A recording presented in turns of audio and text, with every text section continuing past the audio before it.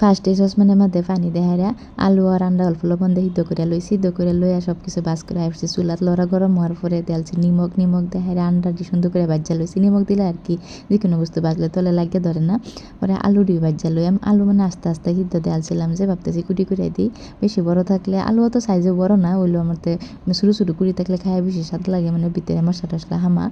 পরে আন্ডা রাতে আলু আন্ডা এবার ঝুল খাই ভাল লাগে না, আলু আন্ডা এবার করে একদম গ্রেভি পুরা গা মাখা করে বানা যায় সেটা বেশি ভাল লাগে, আর না মানে বুনা বানালে আন্ডা সেটা ভাল লাগে কোন যে আমার তো ঝুলটাই বেশি স্বাদ লাগে। পরে এসে মশলা দেখালাম, মশলা দেখাইরা সুন্দর করে মজা হাইরা পরে সবজি দেখালাম, আন্ডা আলু দেহাইরা মশলার লগে একটু বাজ্যা লইম, বাজ্যা পরিমাণ মতো পানি দেখালাম, অন্য নিমক দিছি না।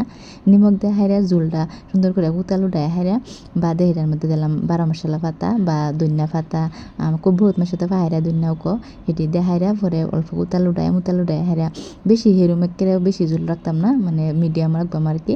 পরে এই যে সুন্দর করে উতালু উঠতে পড়ছে তরকারিটা নামাইলাম, তরকারি কালারটা যেরকম সুন্দর হয়েছেন খাইতেও বিরাট মজা হয়েছেন। কেটা খাইছেন জানেন যে।